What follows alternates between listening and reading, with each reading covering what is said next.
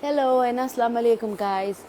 Welcome to my podcast. Guys, I am super excited because I'm back once again with two phenomenally incredible women who are going to come forward and talk about the series The Maid with me. Guys, we had part one already. Today we're going to do part two of the series. If you haven't watched it yet, do remember to go watch the series, The Maid on Netflix. My friend is in the house. Let's bring her in and let's start our conversation, guys. I hope you all are having a fabulous Friday. If not, then I will make sure that you do. I'm gonna invite my friends. Hey, Hi. hey, Hey, girl. how are you? I'm great. How are you? I'm super tired, but Same. I'm set. I thought you're just waking up. I set my alarm. I got up just before 10 o'clock. So, Oh, you yeah, look gorgeous. stop it. Oh, I'm just waiting for Fariha to join. Okay. She is just going to be here for a short time because she has to Okay. go somewhere.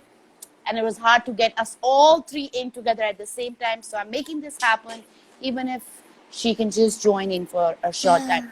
Well, hello there. Oh, she's in the house. Hi there. Who's that? Do I know your name? Does she know your name? I don't know her name. What's your name? Just ask you your name. Listen. Can I know your name, please? What's your name? Abby. Abby? Addie. Addie. How are you? You're gonna go sit down and eat your apples? Go eat your apples, okay? Mommy's gonna go We live have for a minute, okay? Fariha as well. She is connecting. Hi, Fariha. Hi. Assalamu alaikum. Walaikum salam. I just sent you How a message. I probably will be here for like 15 minutes. So sorry we're about gonna that. But we're gonna keep you here. We're not letting you go now. okay. You're gonna Awesome. postpone everything. All right. Well, 15 minutes it is, but I'll just give my We'll two stretch Oh, cents it. that and head off. We'll baby. Yeah. stretch it. Hi, All baby. right, guys, let's get back to the conversation, the Maid series. One of the things that I was contemplating on before coming on was the amount of emotions each episode brings in. It was mind-boggling for me because I think it had a range of emotions that women go through while they are targeted or while they are victims of emotional abuse. Shed some light on that, both of you. So yeah, you go first Okay. because you're Yep. Yeah. leaving. So I think, well, definitely the emotions is a big part of it. I think the other thing was the fact that you kind of have to validate all of those emotions yourself a lot of the times. I think that's the hardest part. Going through emotional abuse is all of those emotions. You until you find, like Amber was saying last time, your tribe. Your people who've kind of gone through similar experiences. They really get you like kind of instantly. But to the world, and like the patriarch, that, right? It's like it's really hard to say, hey, I went through this, and those people will try to justify it so much, because I've had that in my experience. So many people say, oh well, did they punch you, or did this happen or that happen, like, they try to justify it as much as possible. So it's really hard to kind of go through a whole recovery when you're having to justify your own emotions. The other thing was kind of the depression, I would say, that comes after sometimes. Like, sometimes you go through this big journey, kind of like what you went through on The Maid, right? And it's kind of like this adrenaline, because you're just surviving, right? You're just, okay, I just have to get out of here. I just got to figure out a solution. And then, for example, like, people who watch the show might think, oh, now when she reaches the end and she's going to university and she's in this new state, that's it, she's healed. But that's not the case. Like, she has this other journey, like part two journey, and I kind of wanted to talk about like my personal experience. That part two was, I went through a little bit of a depression but it wasn't as deep as the one when I was in the abuse. But it was still, trying to figure out who I am. It's a lot of work. So yeah, that's kind of what I wanted to point out, that there is a part two to healing, and it never really ends. You're always kind of working on it.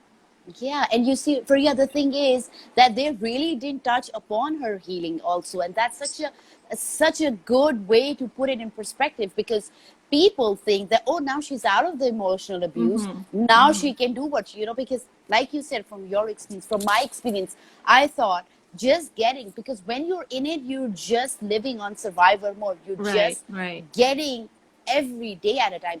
And it's interesting because somebody many years ago asked me, Mavish, where do you see yourself in 5 years? And I was blank, completely blank. And I started to laugh, and I was like, and they're like, you don't have any goals, you don't have any dreams, you don't know where you want to be in 5 years. And I was like, no, I don't. And a lot of people were shocked that she doesn't know, because my thing was, if I could just get by this day right without making a mistake, that is going to be a big accomplishment for me. And Yeah, then the other yeah. part is when like in the series also they show, when she gets to the new state, and like you said, whatever, they think, oh, now she's got it together, she's out of the place, she's out Yeah. of the environment, it's Yeah. going to work out. It doesn't work that way. It hits you once you get away from the environment. The damage that has been done to you only hits to you Yeah. when you're away. And that is when you actually embrace, oh gosh, this is what's been going on inside. Right, I right. didn't And you know kind that. of I have a didn't realize grieving, that. sorry, Yeah. you kind of have a grieving process. Like, kind of like have a lot of grief for the moments that you went through, like, or the damage that has been done to you. You just wish, you have to go through this whole process of, okay, this is the damage that's been done, like, and I'm working through it every day, but you kind of like, you have to accept it, that this is my new reality. Yes. And a lot And of then people, validate all yeah, those pain points. Validate the humiliation, the rejection, yeah, the ignorance that you had to go through. So there's a lot of, I mean, there are multiple layers of healing, but yes, it's amazing how they showed that she's not even started her healing. And to right. get to her healing, there's so So many, many yeah, other steps that obstacles, she yeah. needs to take or get over the obstacles. All right, Amber, let's hear it from you. I'd say the most triggering thing for me watching the emotion in each episode is the level of stress that she faces, and how much stress keeps being poured on top of her shoulders, one step after another. Because when you're in an abusive relationship, it's not just the relationship, it's also, your friendships, your relationship with your parents, your relationship with people in general. And you struggle because there's so much stress. There's so much stress of trying to figure things out financially. There's stress trying to figure out a home. There's stress trying to figure out a job. There's stress trying to figure out a vehicle. Oh my God, the second episode was so hard to watch, because when she pulls over and the incident happens with the vehicle, I don't want to ruin this for anyone, but it's a very Yeah, triggering right. scene, Yeah. because when you have children, here's what happens. You have fear that things like that will happen. And what I'm grateful for that they did is they showed it happening, because they wanted people to see, if things continue to get worse, it can get better. And that was really empowering, because for me, for instance, I was like, I would never pull over to grab my daughter's doll out the window. I would have gone to dollar store first. That would have been my first step, was going to the dollar store to replace this doll.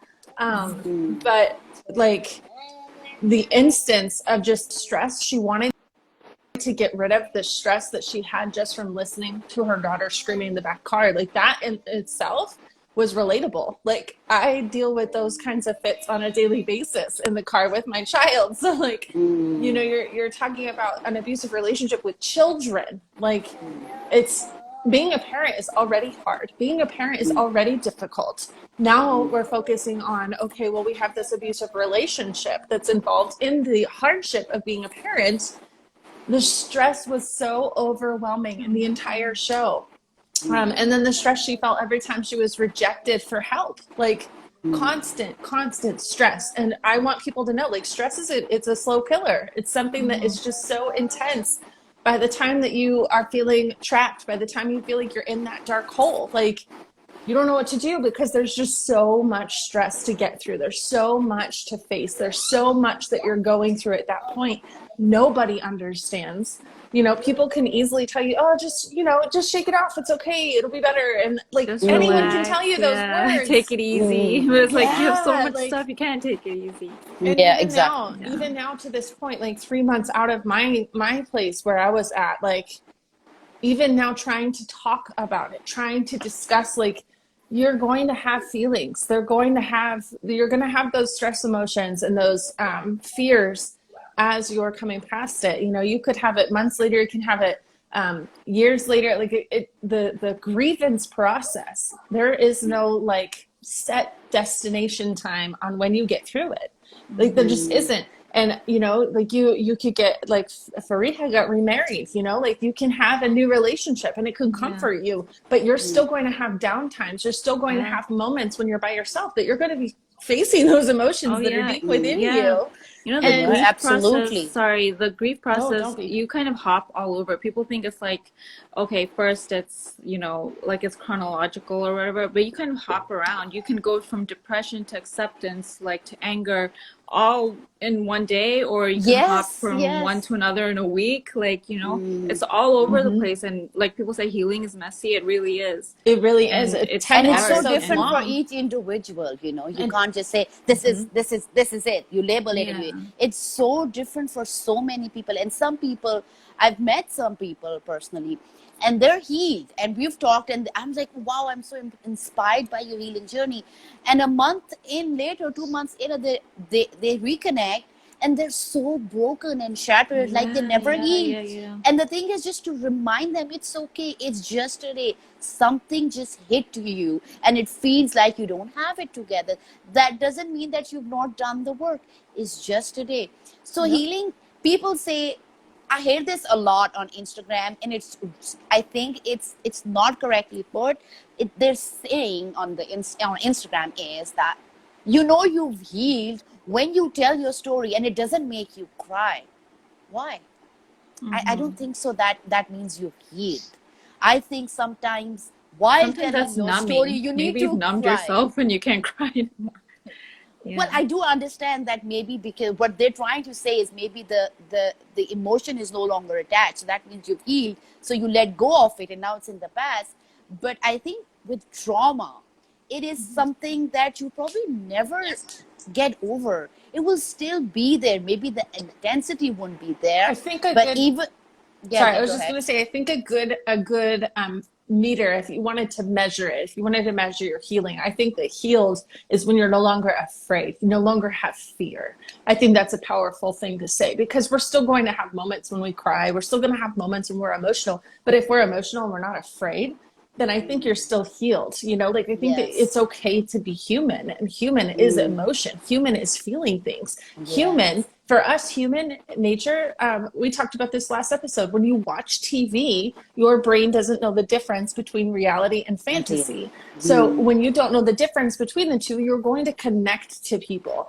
And it's powerful once you have healed and you have someone come into your life and you no longer have fear, but you might have fear for them. And that's still a moment of, I'm still healing in this. I'm still watching myself be, you know, wanting to be there for someone else and trying to help them. But when you're healed, I think in that moment you'll recognize, here is my purpose. Here is what I was meant Yes. for. This is what I was made for. And you don't have fear in that, because you know you're capable of helping somebody that is going through something that you relate to. Maybe not the same thing, maybe not exactly word for word, but it's relatable. And I think that is how you can measure how far you've come in your healing, is that you're no longer afraid. It's okay to cry. It's okay to be vulnerable. We're not afraid to be vulnerable. You know, we're not afraid to feel those feelings. That's when you know that you're going through that healing process. I absolutely agree. Once the fear element is taken care of, that is when you can really recognize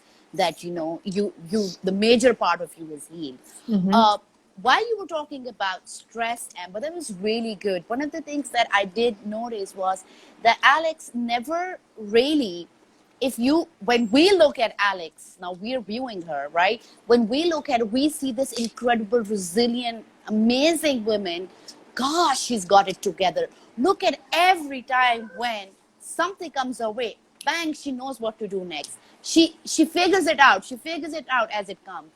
But I think they're showing it through her character how much doubt Alex has in herself, when she's taking the steps, the uncertainty in her, whether it will go this way, whether it will go that way. So seeing it from a victim point of view, or seeing it from an emotional abusive survivor point of view, I think most of us don't give ourselves much credit for how much we've overcome. We're always self-criticizing. Oh, I wish I'd known this better. I wish I'd not married. I wish I had not had those kids, and those negative narratives in our head. But whenever we talk to somebody, how can somebody say, oh, your story inspired me? Is because we are never looking at the amount of stress we're dealing and how we're overcoming it as it comes, right? Right. Right. I think I personally also have a hard time, even now, sometimes like just empowering myself or even trying to applaud myself for what I went through and getting out of it, I still have a hard time with that. But whenever I talk to anyone and I hear their story, it's the same thing where it's like, wow, I'm so proud of you, you did it.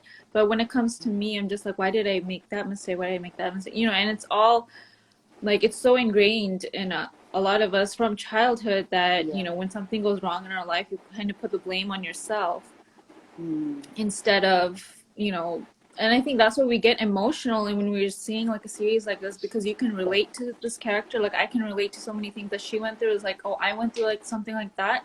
And I can cry for her so easily, and I can applaud her and be proud of her, that somehow it's kind of like I'm doing that for myself in those moments.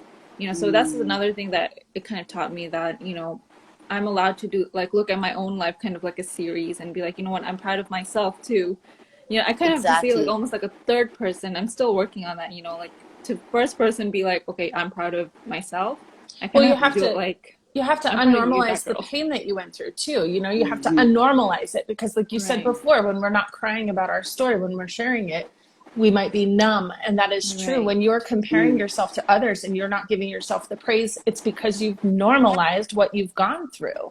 And because it's normal, like you don't feel like it's a big deal. You don't feel like it's, you don't want to be the center of attention. And that comes from our childhood. It does. It comes from, your parents Exactly. telling you, you did this wrong. Right. Because And that's why that's the this standard. happened. Right. Right. So if the standards are there, you did this wrong, then you feel like you did things wrong. It's your fault. And that comes from how we are mentally raised by everyone. Everyone thinks that way. Everyone teaches us that way when we're children, is that, there's a right and a wrong way to do things. But instead of saying that, now we're teaching our children, we're weighing the options. How do you think this could go? How do you think, that affects you when you do this? Did you notice, A, B, and C? Did you notice X, Y, and Z? And when you start talking that way with your children, you kind of give them more of an awareness of how many choices and how many options they have when they're choosing things. But we didn't get those options when we were children.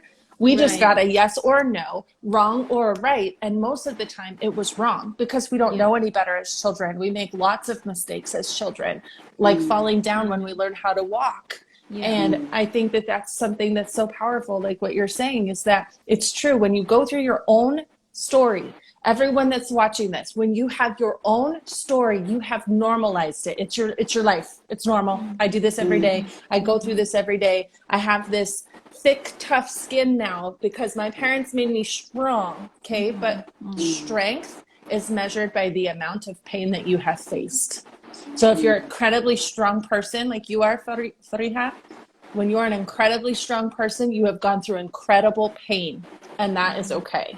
That's a beautiful thing to recognize, that you're strong because you've gone through incredible pain. And the more you tell yourself that, the more you journal about it.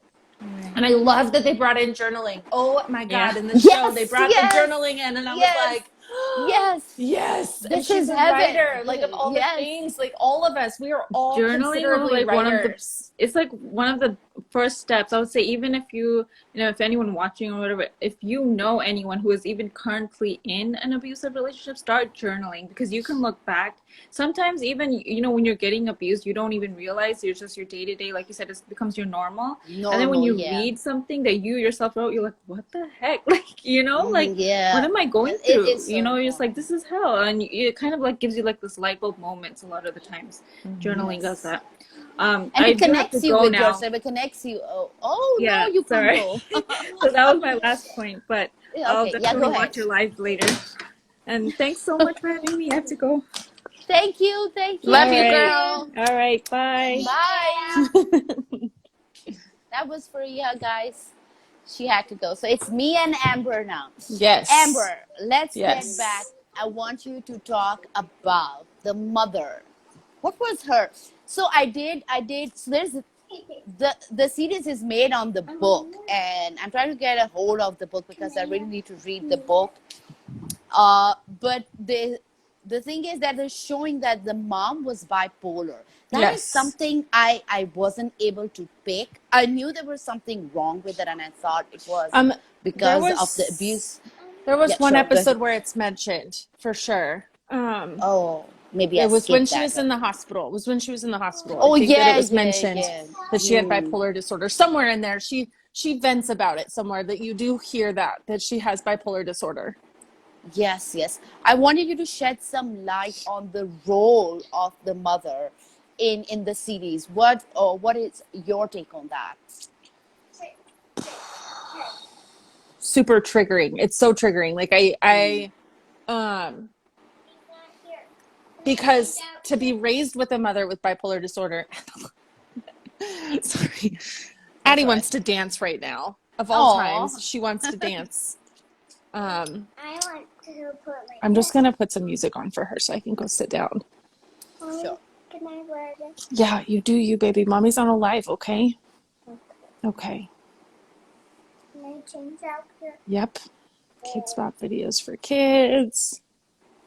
Woo-hoo. Oh, that's not what For those of you who are joining in, we're talking about the series The Maid. If you haven't watched it yet, please go on Netflix and do watch it. It's an incredible, incredible series on emotional abuse.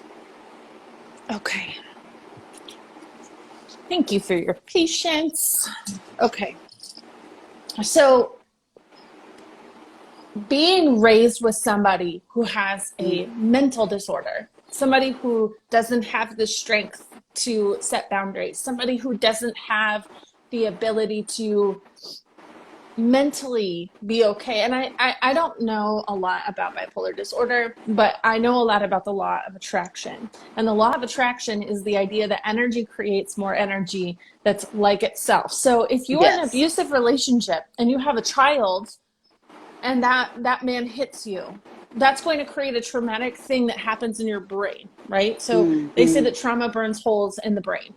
Yeah. So if you're going to experience that, then the long haul afterwards. Now, this is at a time when our cultures did not have good psychiatrists for domestic violence abuse. We are just now, very, very now, like right now in this moment, we are just breaking the surface of domestic violence and narcissistic abuse. The surface. It goes Yes, so absolutely. deep. It's in all of our cultures and in our religions. It's in our politicians. It is so deep in our human nature. Like it's normalized by everyone. It's why it's so hard to talk about. But now that we're all talking about it, it's coming out. We're starting to recognize. So if you think about our parents and how our parents have, they've gone through narcissistic and domestic violence abuse as well in certain areas of their life somewhere. We haven't all asked Absolutely. them, but they have definitely gone through it because it is old. It's old testimony stuff to abuse your wife, to abuse your children.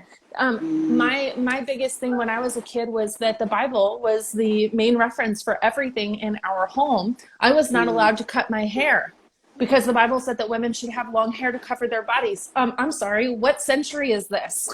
Like, you know what I mean? Yeah, So yeah. when you have a mother who has a bipolar disorder, and this is how she's raising her child, well, She has no sustainability, no security, no stability in general. And her child is raised in that environment of moving from, you know, house to house to house, of mom having boyfriend to boyfriend to boyfriend to boyfriend, because mom is constantly seeking some kind of stability because she didn't have it in her marriage with her child. And so the amount of emotional turmoil that her mother had gone through was now passed down to the next generation. So it makes sense that Alex picked an abusive boyfriend or somebody with red flags that she didn't recognize as red flags because they were normalized for her by her mother. Yes. So, you know, we have to, when we go through this work, when we go through the healing, we have to really look at our childhood, because our childhood is the basis of all things. We are hypnotized essentially for the first 7 years of our life. And whatever those first 7 years are like, they kind of reflect the next, you know, the next 7 and the next 7 and the next 7 until we grow, until we learn and become self-aware. So when I was watching her mother, there were so many times that I got triggered. I was so triggered by so many things. The most triggering, I think, for me was when she threw her daughter's birthday party. And her mother wanted to drink at her granddaughter's birthday party. Like that. Oh, yeah. That to me was just so like, and I don't have alcoholics in my family now, but it was more the idea of like, when you have an idea of what you want for your kid, and you have these family members or you have these people in your life and they reflect the opposite of what you want for your child, and in those moments, like, you recognize immediately, this is not what I want for my kid. That's why it was triggering to me, because I have, you know, my beliefs and I have my own way of wanting to raise my daughter, but my family is totally the opposite. So being around them with my daughter was a struggle, because it was a constant like rub in my face of what I'm not, essentially. Like, I'm not this, so I'm not good enough for my family. So like, that's kind of what happened in this show was, you know, they're all drinking, they're all doing drugs, they're all having a good time. Alex doesn't want to do that because Alex wants to raise her daughter better. You know what I mean? Like, better, less toxic. And so because she doesn't want to be toxic, all the toxic people are like, come on, Alex, we're just having fun, you know, let's party. That's true. That is so true. No matter what the situation is. Mine's not alcohol and drugs. Mine is religion and beliefs. So, but it's still relatable. You know what I mean? Yeah, it's still, absolutely. Still relatable in that environment. And the sad part was that she was constantly trying to save her mom. You can't save your parents. Oh my, you can't save She wanted to anyone. be the savior for everybody. Yes. Like that girl she met in the shelter, and she goes back to the abusive partner. It's Alex's constant struggle of wanting to save others and getting frustrated and angry when she can't do that. Nope. That's what empaths do. But they want isn't to that save what others. We do? Yes. Isn't we that don't what see we ourselves, do? but we want to save others. Yes. And I love that you said empaths, because I have this belief that, so ego, narcissist, spirit, empath. We all have both pieces. Every one of us. We have both an ego and a spirit, but we get to choose which side we're going to kind of go in the direction of. It's okay to have an ego. It's okay to have, you know, assertiveness. It's okay to set boundaries. It's okay to decide what you want in this life. That's what the ego is for. But some people lean too far over into the ego and become narcissistic. It's okay to be an empath. It's okay to feel your feelings. It's okay to be vulnerable. It's okay to let spirit guide you. It's okay to be connected to others. But some people go too far into this direction and have no boundaries and become victims of abuse. Like, how crazy is that? Like, you have one way or the other to go, and there's a balance. There's a healthy balance between ego and spirit, and that is what we're trying to find here, is the balance between the two. Because if you go too far into the empath side, you're going to attract narcissists, because they are the opposite of you, and we need a balance. So it's so crazy to me, like, how the world works, like how we don't recognize I really like this the kind way of you put it. attraction. Yeah. So in order to attract healthy relationships in our life, we have to be healthy. We have to have both sides balance. in an equal balance. And until we find that equal balance, we are not going to attract healthy people. You know what I mean? Yes. If we go too far into the narcissist side, we're going to attract empaths who just trigger all those emotions that become over aggressive and abusive. And like, that's it's an unhealthy state of place. That's why they say, you know, narcissist is a disorder. It's a mental disorder. Empaths have, you know, depression, anxiety, ADHD. God, there's so many, like bipolar disorder, schizophrenia. Like these people are truly abused people. They have gone so far into that direction of victimization that their mental health is low. And I think that that's why her mom had such a heavy case of bipolar disorder, because she had gone from abusive relationship to abusive relationship to abusive relationship over and over and over again. And every one of them, especially the two we saw in there, were narcissists. They were controlling narcissists, controlling her environment. Yes. Big time. All the time, yeah. It's really interesting. Amber, one of the other things that just hit me now was that I've had people, and I'm sure you've spoken to a lot as well, where they come forward and they say, you know, my parents are narcissists, or I'm from, you know, a toxic environment. Maybe I'm a narcissist. Maybe I'm also. In the show, they show the mom, Alex's mom, and Alex had two different extremes of abuse, of toxic behaviors. But yet, though Alex does attract this abusive partner, but I found her really, there was nothing toxic in her. She was clean, clear. Even in her message, she had it together. She knew what was right and what was wrong. The only thing was she had to figure it out how she was going to figure out that map, navigate that map through getting out of where she put herself I in. really like how you have distinctly made Alex the superhero in your perspective. She's the superhero, and that's powerful because it helps you get through the things that you've gone through. So I think that it's different for everyone how they perceive Alex. For me, Absolutely. I perceived her as any other victim, like any other victim, in the sense of like beating herself up. I saw her beat herself up a lot of times. But one part where I recognized her toxic behavior that I related to was when she was with the abusive person. What was his name? I can't even remember his name. Baby daddy. Her baby daddy. I can't remember his name. Oh, gosh. Nobody wants to remember his name. It's okay. Yes. But there was certain points where they would communicate, and she would be just as toxic as him, involved in what he was doing, constantly asking questions, not allowing him to have any space, not allowing him to answer, you know, with time. And that's toxic. That is a toxic behavior that we can do. We don't need to know all the information sometimes. We don't need to know, you know, like what is happening on a space where we are not involved. And so there were moments where I saw that like controlling behavior happen. And that's where, you know, the game happens in our mind, where we shame ourselves, we guilt ourselves for all the things that we've done wrong.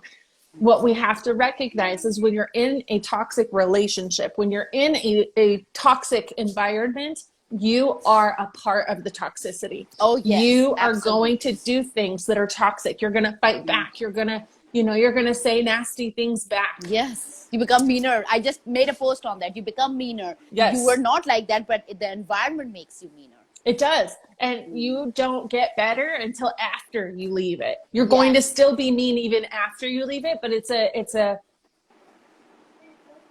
excuse me. So like, I like to give people the cup examples. Like, we are all cups, and what you allow to pour into your cup is what your cup is full of. So until you fill your cup with more positive environment, more positive people, more positive speak, more safe space into your cup, you're not going to have any of that when you leave the toxic environment. The toxic has been pouring in for however long it's been pouring in, and until you empty your cup and refill it with the good stuff, it doesn't get better. So you have to know that like people point fingers at you because of the toxic behaviors that you've had.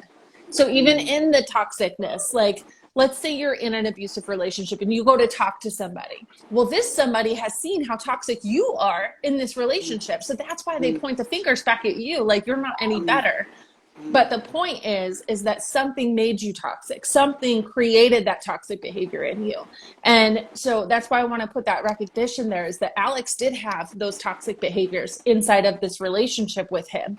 And they created toxicity together. But she was self-aware because she had a child that is affected by this toxic behavior. That's what happened to me. I was in the middle of the toxicity, been in the toxicity my whole life. Because for me, it's my parents, right? My home Right. life was my toxic environment. So if my home life is my toxic environment and I am a part of this toxicity, but I have a child. Now, children, when they come into the world, they come into the world perfect, pure, Yeah. full of love, full of light. And when they start to shift their behavior and it matches that toxicity, for those of us who are parents, we witness that shift. We see the shift from pure to toxic in a child, and it happens overnight. All of a sudden, you recognize they're angry, you recognize they're aggressive, you recognize they're, verbally yelling. Okay, well, where did they get that from? Because they're sponges. They're learning from what their environment is. And it's up to parents to make that shift, to say, oh, this is not safe. This is not okay. So first you confront it. You say, I don't like this behavior in our children. I don't like this behavior coming from our kids. Well, they're learning it from us. We need to do better. And that's where you're going to recognize whether or not your other partner is narcissistic or not. Because if they're narcissistic, they don't take any responsibility for what their children are going through. Yes. And that's my parents. My parents don't take responsibility for, they've taught us and now we are teaching our children, right? Like there's no responsibility for that. It's nope, that's all you. That's all your business. That's all your problem. So once it's your problem, make it your problem and move. Get out of that situation. Don't try to hold a narcissist accountable because they'll never take accountability for it. True. Yeah, that's right. Okay, I'll come help you when I'm done, okay? Thank you. Okay, it's okay. Find something else to do for now. Find something else to do for now and I'll be right there, okay? Thank you.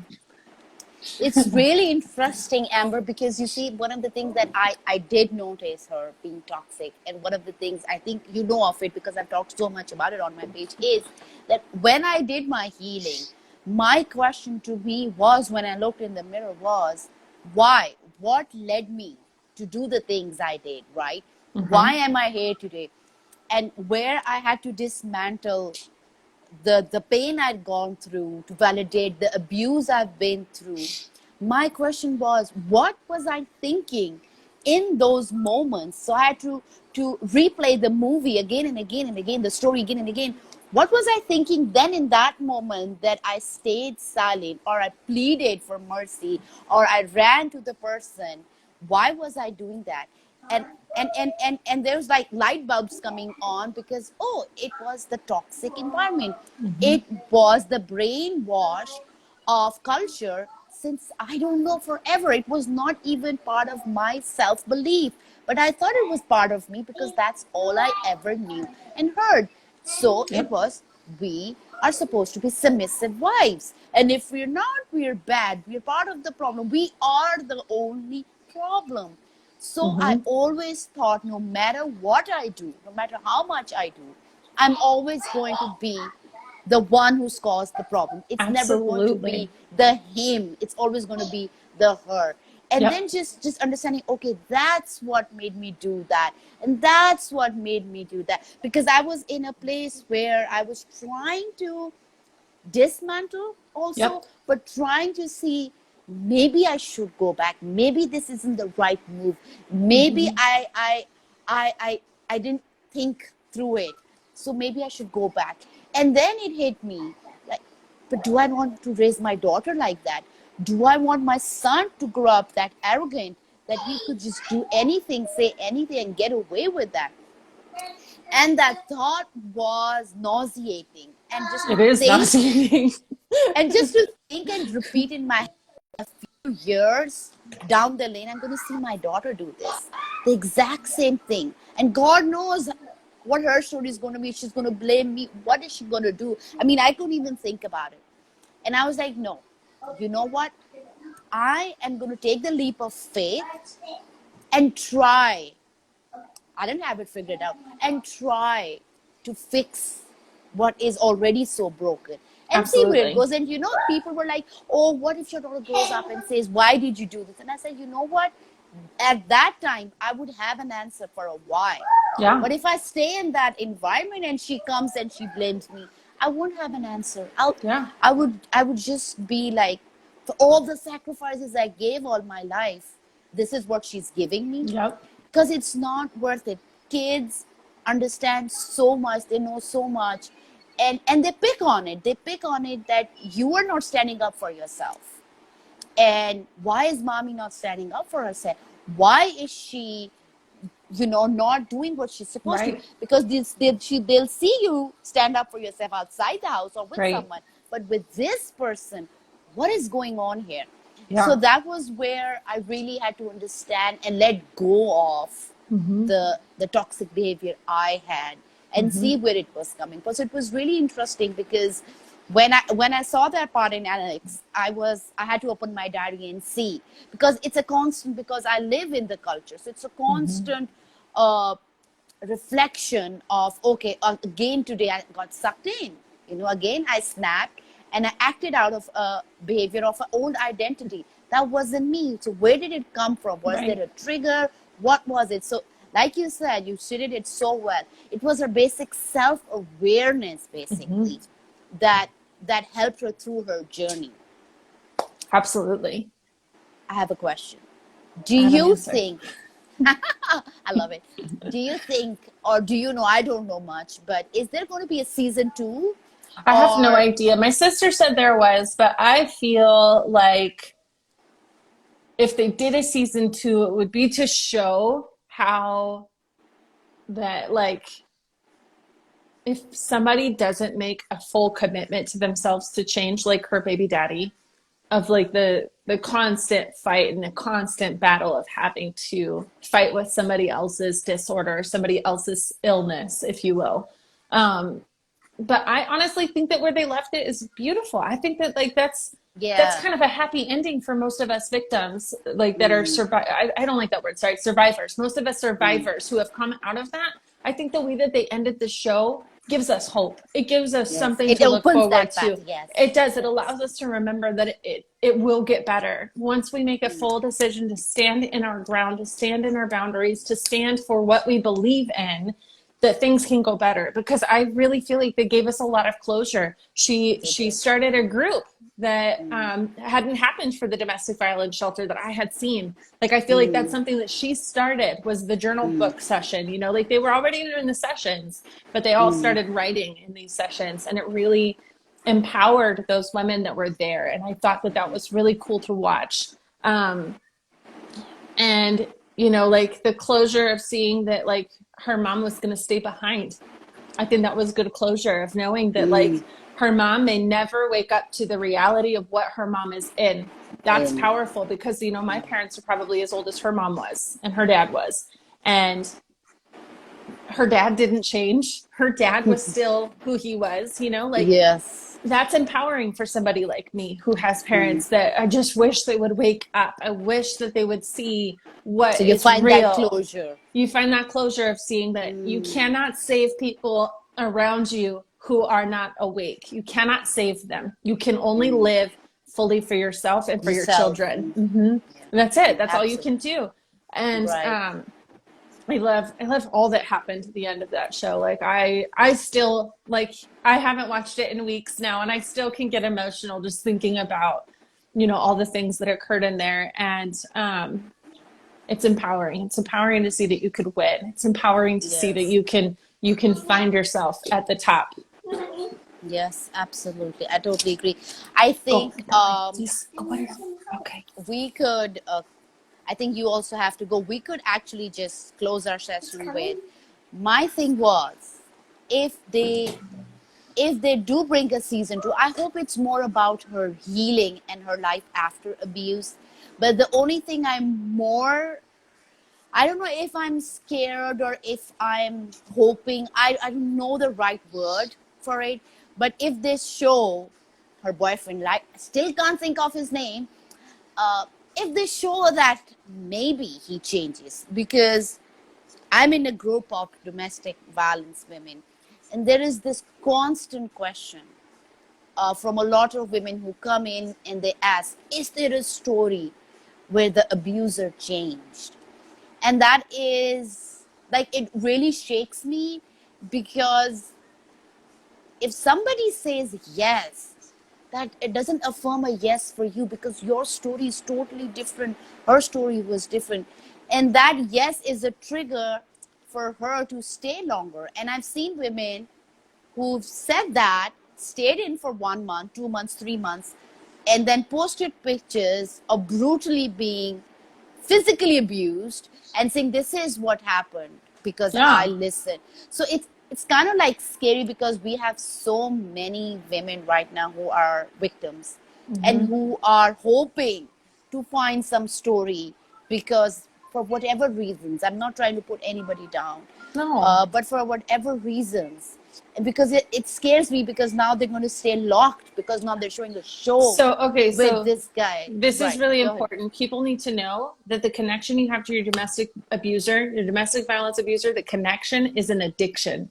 because of the ups and the downs. I've been on several lives on Narc Abuse TV, not me personally like being interviewed, but watching Narc Abuse TV and watching these amazing people who have, you know, been through it and also have been certified like Maywish here. And they all talk about it. It's an addiction. The want for your Yes. domestic abuser to be better is an addiction because you Addiction. want so badly for them to get better.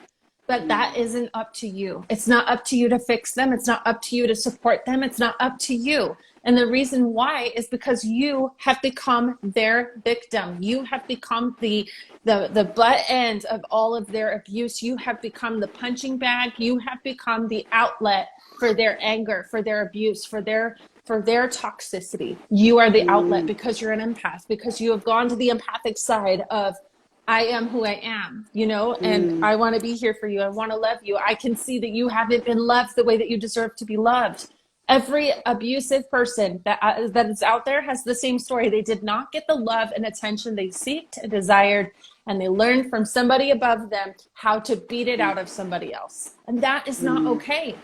It's an addiction. It's the most addictive thing in the entire world, is to have the ups and the downs and the ups and the downs, the The ups and the drama, downs. the Yes. drama, The the drama. chaos. It's Yeah, so the much yes, drama. yes. Like, I think what's I hard for totally me, agree. I have a 4-year-old, okay? And this is my struggle right now. We've been out for 3 months, and here we are 3 months later. She has talked about them more now than ever before. She misses them. But let me tell you, have you seen the movie The Nightmare Before Christmas? No. No? Okay, so it's a very Okay. popular US movie. It's for Okay. both Halloween and for Christmas, because Halloween to watch Town has a pumpkin king his name is Jack Skellington, and he Okay. ends up in Christmas Town and meets Santa, like sees Santa Claus, sees all these things. He wants to steal Christmas for their Halloween Town. So it's a really Okay. cute movie. It's an old classic. It came out in the 80s or 90s. I can't remember, but there's a character who has the ability to turn his head around for a different facial expression. One is very troubled and very sad, and the other one is just delighted and just happy. And he can turn it around at any time. That is what I feel like I was experiencing in my own home. That's what my child was experiencing, was the happy face at her, and then the troubled and discomforted face with me. So at 4 years old, she recognizes that her grandparents don't like mommy. They are not happy with mommy. They are mean to mommy. She recognizes those words, but she also recognizes that they don't feel that way about her. So she feels like she has a safe space, but I don't. And it's okay. I don't have to be there. She says, I can run and hide. That is not okay. There's nothing okay about that with your children. If your children can discern that there is a level of toxicity with you and not with them, that means that they're doing what they want to do. The narcissists, the abusers, they have created a safe space for the children and have a happy face with the children, and the children feel safe and warm and welcome.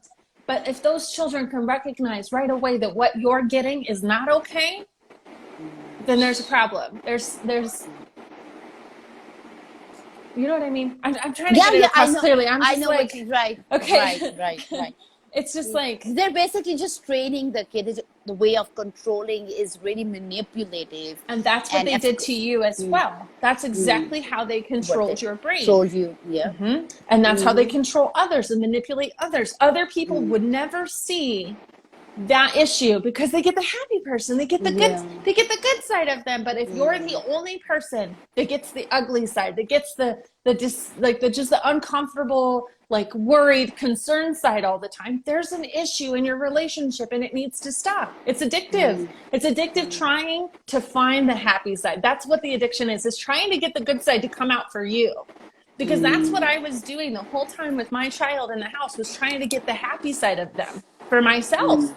And I could never get any of that. I never had that kind of attention from them. My entire life with my parents was trying to find their happiness, trying to make them happy, trying to feel good, and also be myself. But what I learned was that who I wanted to be would never bring them joy. Not ever. Who I am will never bring them happiness. It will never give me that face that I seek.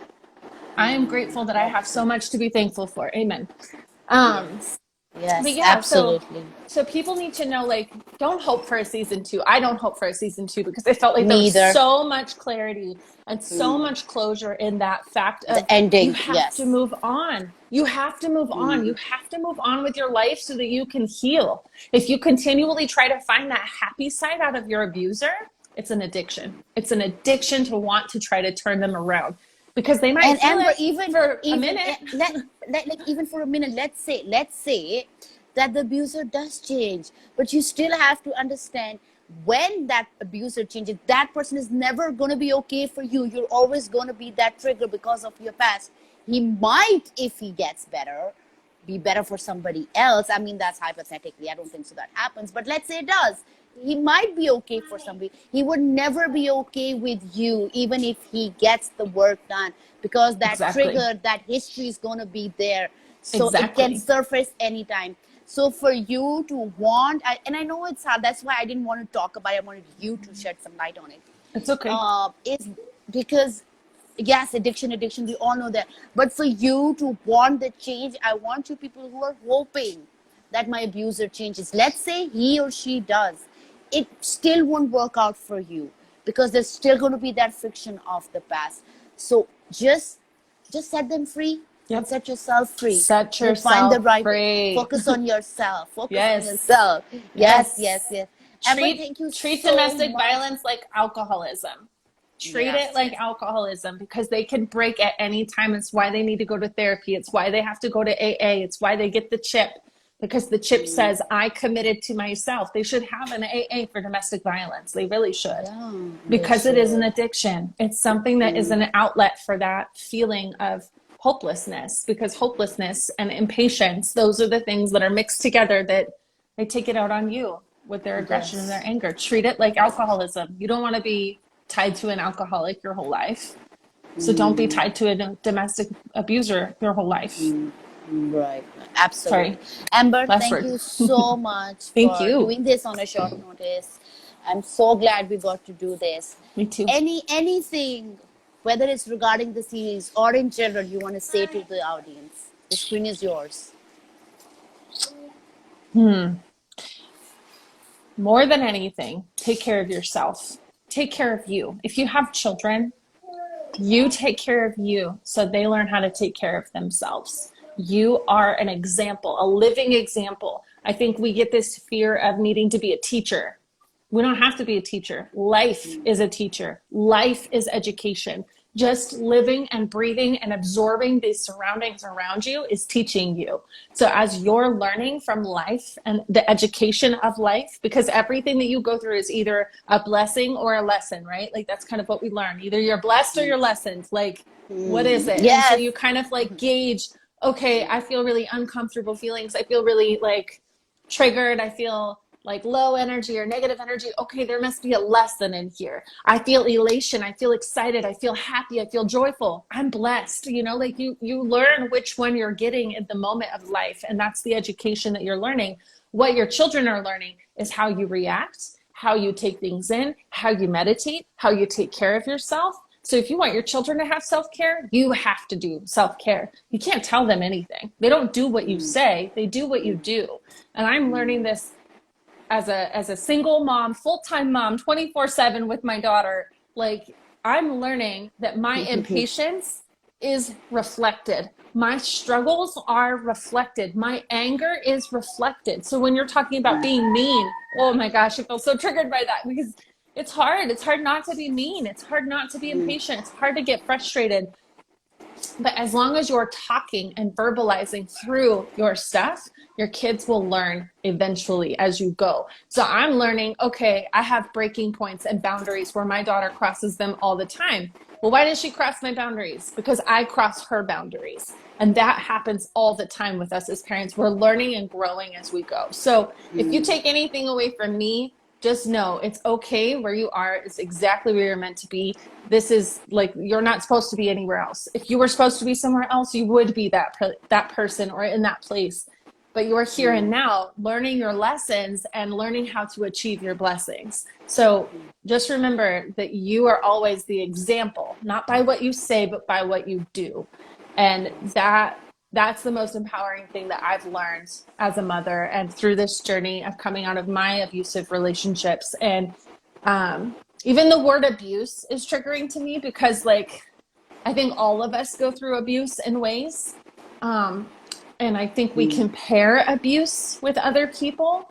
And so we feel like, oh, what I went through wasn't so bad. Yes. Oh, what I went through wasn't that abusive. Like, I don't like that word abuse, but it is abuse. If you cannot be fully yourself and know that you're safe, you have some sort of abuse going on around you, because you're not safe. You're not in a safe place to be yourself. So that's all I have to say. I love you.